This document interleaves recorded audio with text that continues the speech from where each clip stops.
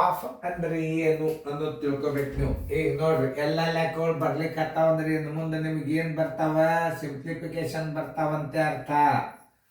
Of ಅಂದ್ರೆ ಏನು ಸ್ವಲ್ಪ ಪರಿಚಯ ಮಾಡಿಕೊಡ್ತಿ. ಈಗ ನೋಡ್ರಿ, ಈಗ ಟೈಮ್ ವಿಡಿಯೋ ನೀವು ಮಾಡೋದಾಯ್ತು ಅಂತಂದ್ರೆ ನೀವು ಏನು ಮಾಡಬೇಕು? ವಿಡಿಯೋ ಮ್ಯೂಟ್ ಮಾಡ್ರಿ, ಬಿಡಿಸ್ರಿ. ಈಗ ಬಿಡಿಸೋದಾದಿಂದ ವಿಡಿಯೋ ಆನ್ ಮಾಡ್ರಿ, ನಾ ತಿಳಿಸ್ತೀನಿ. ಈ ಗಣಿತಗಳನ್ನು ಹೇಳುವಾಗ ಹೆಂಗೆ ತಿಳಿಸ್ತಾರೆ ಸರ್? ಎಲ್ಲ ಹೊಸ ಟ್ರಿಕ್ಸ್ ಎಲ್ಲ ಇವು. ಈ OMR ಸಿಸ್ಟಮ್ ಕ್ಲಾಸ್ ಇದು. OMR ಸಿಸ್ಟಮ್ ಅಂದ್ರೆ ನೀವು ವಿಚಾರ ಮಾಡಿ ಮಾಡ್ತಕ್ಕಂಥ ಲೆಕ್ಕಗಳು. ನೋಡ್ರಿ, ನಾ ತಿಳಿಸಿ ಹೇಳ್ತಾರೆ. ನೀವು ಮಾಡಿರಲ್ಲ, ಮಾಡಿದ್ದೆಲ್ಲ ಚೆಕ್ ಮಾಡಿ ನೋಡ್ರಿ ಹುಡುಗರು. ಈಗ ಆಫ್ ಅಂದ್ರೆ ಏನು ಅನ್ನೋದು ಬಲ್ ತಿಳ್ಕೊಬೇಕು ನೀವು. 5 7 ಅಂಶ ಆಫ್ ಅಂದ್ರೆ ಏನು ಗುಂಡ್ಲೆ. ಮೊದಲ ಇದನ್ನೊಂದು ಹೇಳ್ತೇನೆ ನಿಮಗೆ. ಈ ಭಿನ್ನರಾಶಿ ಸಾಮೂಹಿಕದಾಗ ಜರ್ ಹಿಂಗೆ ಏನಾರ ಆಫ್ ಬಂದಿತ್ತು ಅಂದ್ರೆ ಮೊದಲು ಅದನ್ನೇ ಮಾಡ್ಕೋಬೇಕು ನೀವು. ಈಗ ನಿಮಗೆ ಆಫದ ಪರಿಚಯ. ಆಫ್ ಅಂದ್ರೆ ಏನು ಅನ್ನೋದು ಮೊದಲು ತಿಳ್ಕೊಬೇಕು ನೀವು. ಗುಣಾಕಾರ ಚಿಹ್ನ ಆಫ್ ಮೊದಲು ಬಿಡಿಸ್ಕೋಬೇಕು.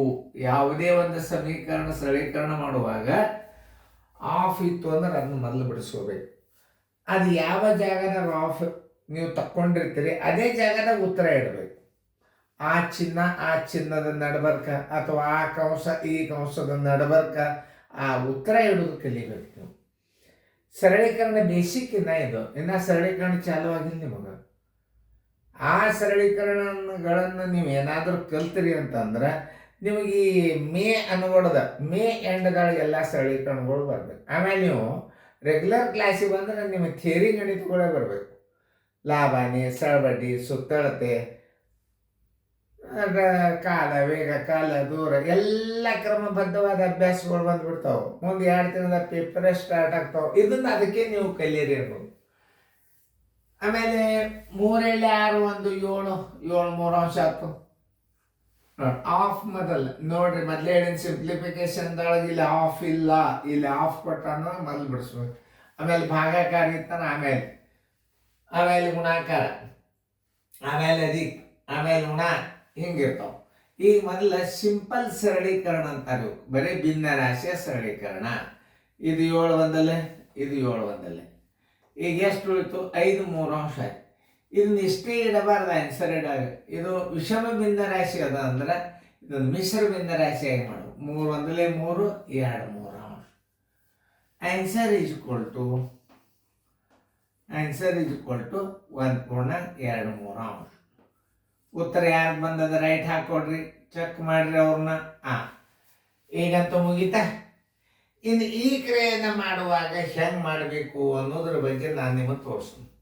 ಭಾಗಾಕಾರದ, ಗುಣಾಕಾರದ, ಪ್ಲಸ್ ಅದ.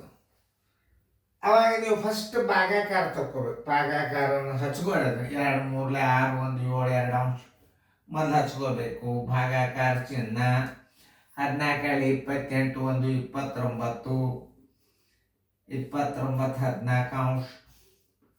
ಆಮೇಲೆ ಗುಂಡ್ಲೆ 1 2 ಅಂಶ ಪ್ಲಸ್ ಏನು 4 5 ಅಂಶ. ಈಗ ಸ್ವಲ್ಪ ವಿಚಾರ ಮಾಡಿ. ಇದು ಭಾಗಾಕಾರ ಅಂದ್ರೆ ಏನು ಅನ್ನೋದು ಮೊದಲು ತಿಳ್ಕೊರಿ. ಈ ಕ್ರಿಯೆಯನ್ನು ಮೊದಲು ಮಾಡ್ಕೋಬೇಕು. ಮಗ್ಗಲ್ಲೆಗೆ ಗುಣಾಕಾರ ಬಂದಂದ್ರೆ ಅದನ್ನು ಇದನ್ನು ಗುಣಕ ವಿಲೋಮ ಮಾಡಿಟ್ಟು ಇದನ್ನು ನೀವು ಹಚ್ಕೊಂಡು ಬಿಡ್ರಿ. ಒಮ್ಮೆ ಏಕಕಾಲಕ್ಕೆ ಉತ್ತರ ಬರ್ತದೆ. ಹೆಂಗ ಅನ್ನೋದು ಭಾಗಾಕಾರ ಮೊದಲ. ಓಕೆ, ಭಾಗಾಕಾರ 7 2 ಅಂಶ ಭಾಗಿಲೆ ಎಷ್ಟು? 29 14 ಅಂಶ ಬರೋಬ್ಬರಿ 7 2 ಅಂಶ. ಗುಂಡ್ಲೆ ಮಾಡಿದಾಗ ಏನಾಗ್ತದೆ? ಇದು ಗುಣಕ ವಿಲೋಮ ಆಗ್ತದ. ಮ್ಯಾಲೆ 14 ಆಗ್ತದ, ತಳಗೆ ಏನಾಗ್ತದ? 29 ಆಗ್ತದ. 2 ಒಂದಲೇ 2 7 ಎಷ್ಟು ಬಂತು? 7 7 49 29 ಅಂಶ ಬಂತು. ಈ ಉತ್ತರವನ್ನು ಎಲ್ಲಿಡಬೇಕಪ್ಪ ಅಂದ್ರೆ ಈ ಗುಣಾಕಾರದ ಹಿಂದಿಡಬೇಕು. ಇಡ್ರಿ ಬರೋಬ್ಬರಿ 49 29 ಅಂಶ ಗುಂಡ್ಲೆ 1 2 ಅಂಶ ಪ್ಲಸ್ ಎಷ್ಟದ? 4 5 ಅಂಶ. ಓಕೆ, ಈಗ ಗುಣಾಕಾರ ಕ್ರಿಯೆಯನ್ನು ಇಲ್ಲೇ ಮಾಡ್ರೆ ನಡೀತಾವೆ. ಬಾಗ್ ಹೋಗಂಗಿಲ್ಲ. 49 ಒಂದ್ಲೆ 49, 49 ಒಂದ್ಲೆ 49, 29 ಎರಡ್ಲೆ 58. ನೋಡ್ರಿ ಏನದ ಚಿಹ್ನೆ 4-5 ಅಂಶದ, 4-5 ಅಂಶದ ಅಂತಂದ್ರೆ ನೀವು ಅರ್ಥ ಮಾಡ್ಕೋರಿ. ಇದನ್ನ ಹೆಂಗೆ ಮಾಡ್ಬೇಕನ್ನೋದು ಹೇಳತ್ತಂದ ನಾನು ನಿಮಗೆ. ಇದ್ರದ್ದು ಲಸ ತಕ್ಕೋತ್ ಕೂಡ್ಬೇಡ್ರಿ ನೀವು. ಹೆಂಗೆ ಅನ್ನೋದು ಹೇಳತ್ತಂದ ನಾನು ನಿಮ್ಗೆ ಹೆಂಗೆ ಮಾಡಬೇಕು ಅನ್ನೋ. ಆಮೇಲೆ ಇದನ್ನ ಕ್ರಾಸ್ ಗುಣಾಕಾರ ಮಾಡ್ರಿ. 5-9 45, ಎಲ್ಲ ಬಂತು 4. ನೋಡಿ 5-4 21, 4 24, ಪ್ಲಸ್ 4-8 32, ಎಲ್ಲ ಬಂತು 3, 4-5 21, 3 23, ಸರ್ವಾಂಶ ಬಾಗಲೆ ಇದರ ಗುಣಲಬ್ಧ. 5-8 40, ಎಲ್ಲ ಬಂತು 4, 5-5 25, 1 4 29. ನೋಡ್ರಿ ಎಷ್ಟು ಮಜಾ ಅದ ಇದ್ರಲ್ಲಿ. ಎರಡೇ ಗುಂಪಿದ್ದಾಗ ಇದನ್ನು ನೀವು ಮಾಡ್ಬೇಕಾದ, ಅದನ್ನ ನೆನ್ಪಿಟ್ಕೋಬೇಕು. ಸರ್ ಹೆಂಗೆ ಕಲಿಸ್ತಿರ್ತಾರ ಅದನ್ನ ನೀವು ನೆನ್ಪಿಟ್ಕೋಬೇಕು. ಯಾಕೆ ಅದನ್ನು ನಾವು ಕ್ರಾಸ್ ಗುಣಾಕಾರ ಮಾಡಿದ ಅವಿಭಾಜ್ಯ ಸಂಖ್ಯೆ ಅದ, ಇದು ಭಾಗ ಹೋಗಂಗಿಲ್ಲ, ಇದು ಭಾಗ ಹೋಗಂಗಿಲ್ಲ ಅಂದಾಗ ಕ್ರಾಸ್ ಗುಣಾಕಾರ ಮಾಡಿ ಇಟ್ಬಿಡ್ರಿ. ಈ ಕಡೆ ಇದು ಹಿಂಗಿಡ್ರಿ, ಇದನ್ನ ಹಿಂಗಿಡ್ರಿ, ಅವತ್ತೊಂದು ಕೂಡಿಸ್ಕೋರಿ ಅಂಕಿಗಳನ್ನು. 2 1 5 7, 3 1 4 7, ಆಮೇಲೆ 2 2 4. ನೋಡ್ರಿ 477 ಡಿವೈಡೆಡ್ ಬೈ 290. 29 ಒಂದಲೇ ಏನಾಗ್ತದ ನೋಡ್ರಿ. 29 ಒಂದ್ಲೆ 20, 29 58 ಆಗ್ತದ. ಬರೋಬ್ಬರಿ 29 ಒಂದ್ಲೆ 29. 477 29 ಒಂದಲೇ ಅಂದ್ರೆ 290. ಇದ್ರಾಗ ಕಳೀರಿ.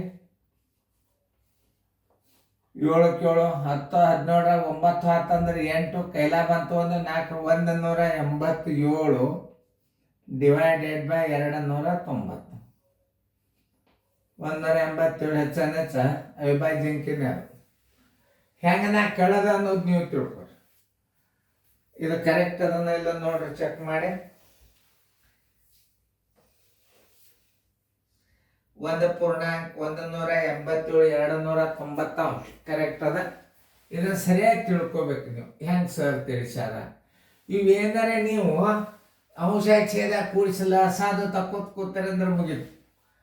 ನೋಡ್ರಿ ಹೆಂಗೆ ಯಾವ ಸಿಸ್ಟಮ್ ಪ್ರಕಾರ ನಾ ಮಾಡೀನಿ, ಹೆಂಗೆ ತಿಳಿಸೀನಿ ಅನ್ನೋದು ನೀವು ನೋಡಿದ್ರಿ ಅಂತಂದ್ರೆ ಗಣಿತ ಬಂದೇ ಬರ್ತಾವ. 290 ಲಸ ತೆಗೆದ್ರೆ ಅಷ್ಟೇ ಬರ್ತದ. ನೋಡ್ರಿ ಲಸ ಬಾಯ್ದಿಂದ ಹೆಂಗೆ ಇಡುದು ಅನ್ನೋದು ತೋರ್ಸ್ಲಿಕ್ಕೆ ನಾ ಈಗ ನಿಮ್ಗೆ.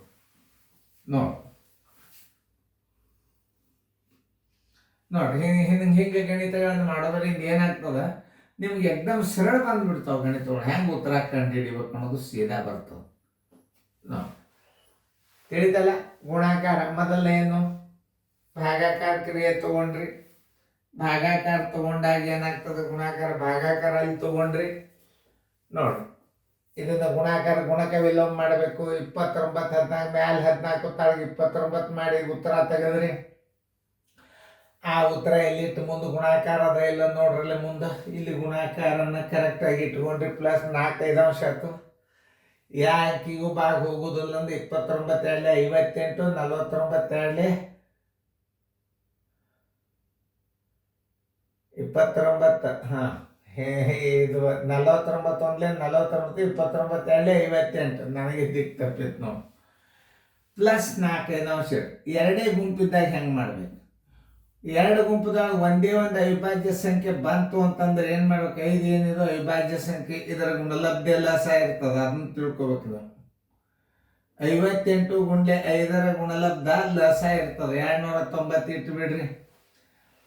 ಇದು ಕ್ರಾಸ್ ಗುಣಾಕಾರ.